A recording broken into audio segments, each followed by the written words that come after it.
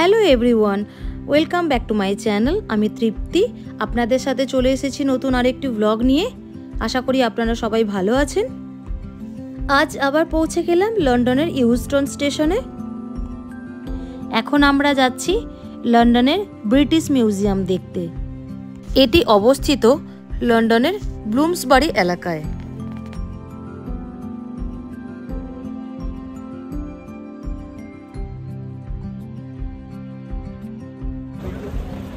পৌঁছে গেলাম ব্রিটিশ মিউজিয়ামের সামনে।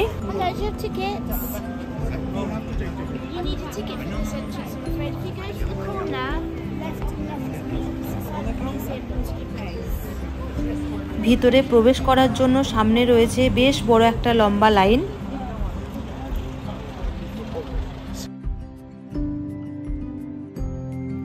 ভিতরে প্রত্যেককে চেক করে করে ঢোকানো হচ্ছে। পার্স, জ্যাকেট সবকিছু চেক করে তারপর ভিতরে ঢুকতে অ্যালাউ করছে।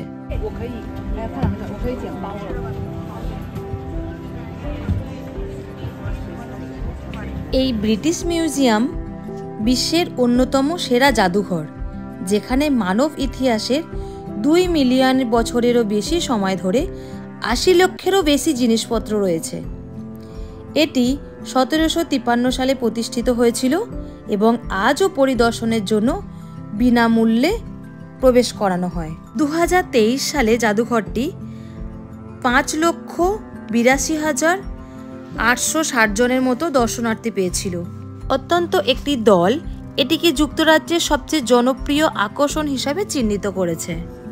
মিউজিয়ামটি বিখ্যাত ঐতিহাসিক নিদর্শনের ভাণ্ডার, হাজার হাজার বছর ধরে বিস্তৃত এবং বিশ্বজুড়ে সভ্যতার সাংস্কৃতিক ও শৈল্পিক ঐতিহ্যকে তুলে ধরে। এর অসংখ্য সম্পদের মধ্যে রয়েছে ভারতীয় নিদর্শনগুলির একটি বিশাল সংগ্রহ, যা ভারতীয় উপমহাদেশের সমৃদ্ধ ইতিহাস ও শৈল্পিকতা এবং সাংস্কৃতিক বৈচিত্র্যের এক ঝলক প্রদান করে। ব্রিটিশ মিউজিয়াম ভারতীয় সংগ্রহের উৎপত্তি ঔপনিবেশিক যুগ থেকে, যখন ভারতের ব্রিটিশ সাম্রাজ্যের উল্লেখযোগ্য উপস্থিত ছিল। এই নিদর্শনগুলির অনেকগুলি 1800 এবং 1900 শতাব্দীতে প্রত্নতাত্ত্বিক খনন, ব্যক্তিগত সংগ্রাহক এবং ভারতীয় রাজপরিবার এবং ব্রিটিশ কর্মকর্তাদের উপহারের মাধ্যমে অর্জিত হয়েছিল।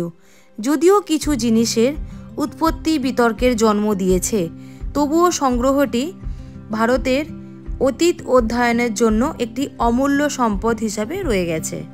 প্রথমত, ভারতীয় সংগ্রহের মূল আকর্ষণ ভাস্কর্য এবং মূর্তি, বৌদ্ধ শিল্প।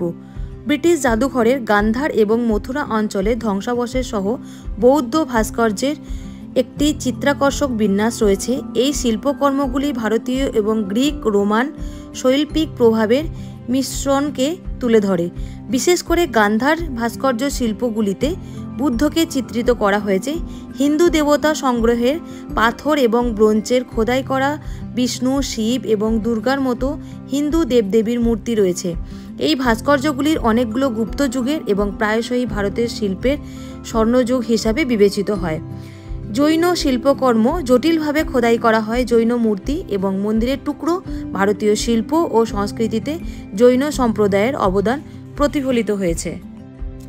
এখানে রয়েছে জটিল নকশা করা ছোড়া, তরবারি এবং ঢাল, যা ভারতীয় ধাতুশিল্পীদের দক্ষতা প্রদর্শন করে।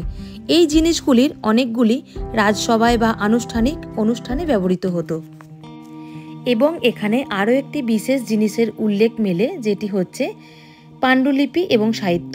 তালপাতা এবং কাগজের লেখা হিন্দু, বৌদ্ধ এবং জৈন ধর্মগ্রন্থের বিরল পাণ্ডুলিপি সংগ্রহের একটি অপরিহার্য অংশ। রামায়ণ, মহাভারত এবং আয়ুর্বেদ এবং জ্যোতির্বিদ্যার মতো প্রাচীন বিজ্ঞানের গ্রন্থগুলি সংরক্ষিত উল্লেখযোগ্য রচনাগুলির মধ্যে রয়েছে।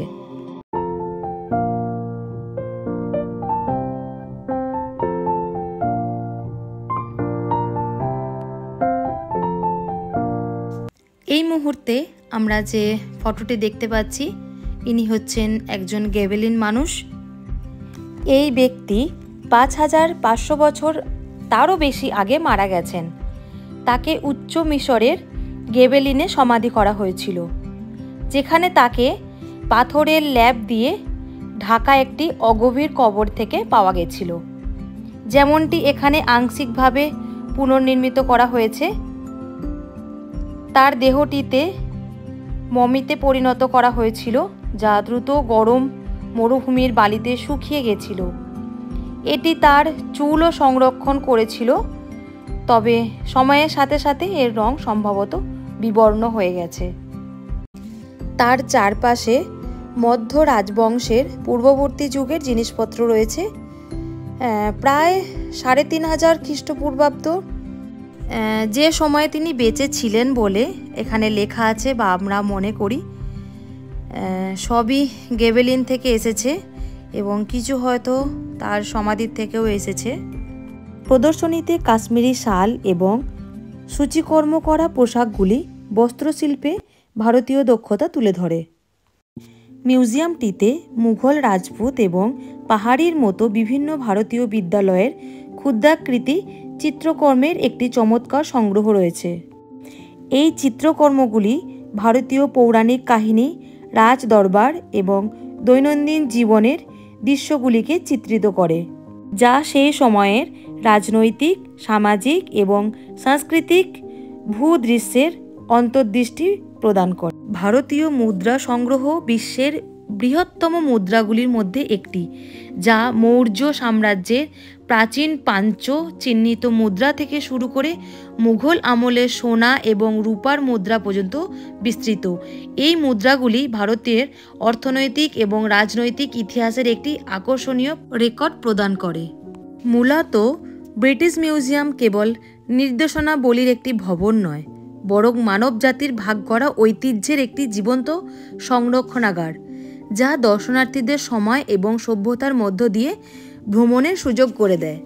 শুরুতে মিউজিয়ামটি মূলত অ্যাংলো আইরিশ চিকিৎসক এবং বিজ্ঞানী স্যার হ্যান্স স্লোয়েনের সংগ্রহের উপর ভিত্তি করে তৈরি হয়েছিল। এটি 1759 সালে বর্তমান ভবনের স্থানে মন্টাগু হাউসের জনসাধারণের জন্য উন্মুক্ত করা হয়েছিল।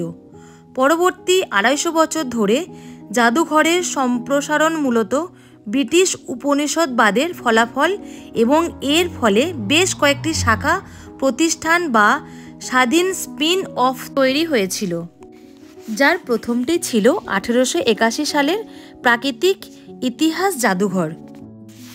সেই সময় স্লোয়েনের সংগ্রহে প্রায় 71,000টি সকল ধরনের জিনিসপত্র ছিল, যার মধ্যে ছিল প্রায় 40,000টি মুদ্রিত বই, 7,000টি পাণ্ডুলিপি, 337টি শুকনো উদ্ভিদ সহ বিস্তৃত প্রাকৃতিক ইতিহাসের নমুনা। আলব্রেক্ট ডুয়ারের লেখা মুদ্রণ এবং অঙ্কন ও সুদান, মিশর, গ্রিস, রোম, প্রাচীন, নিকট ও দূর প্রাচ্য এবং আমেরিকারও পুরাকীর্তি পাওয়া যায়। আমরা যেমন ইতিহাস বইয়ে পড়েছিলাম নীল নদের দান, এখানেও একটা জিনিস আমি উল্লেখ পেলাম।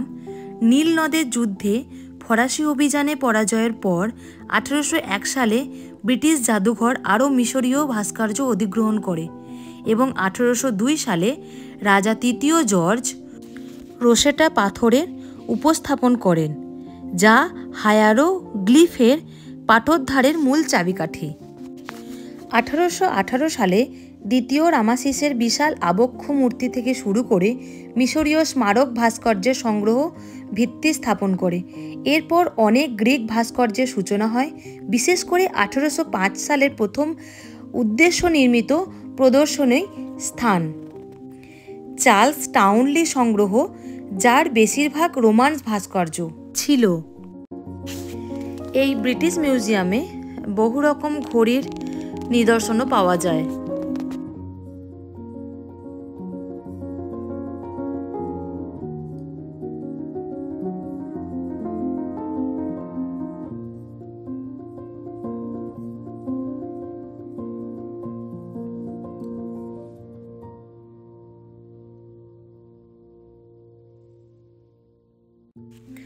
যাই হোক, এত ঘুরেছি, এত দেখেছি যে একটু ব্রেক না নিলেই হচ্ছে না, তাই আমরা বেরিয়ে পড়লাম একটু মিউজিয়ামের বাইরের দিকটাতে খাবারের জন্য।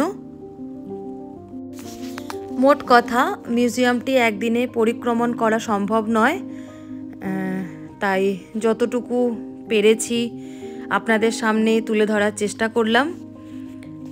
কেমন লাগলো দেখে বলতে ভুলবেন না কিন্তু। যাই হোক, আমরা একটু নিয়ে নিলাম ব্রেক। এখন একটু খাবার খাবো, তারপরে বাকি জিনিসগুলো দেখব। চলুন ব্লগটি তবে এখানেই শেষ করি। দেখা হবে পরের একটি ব্লগে। সবাই ভালো থাকবেন, সুস্থ থাকবেন। পরবর্তী পার্টটা পরের ব্লগে দেব। যদি ভালো লেগে থাকে অবশ্যই লাইক, কমেন্ট এবং একটা শেয়ার করে যাবেন। Bye bye.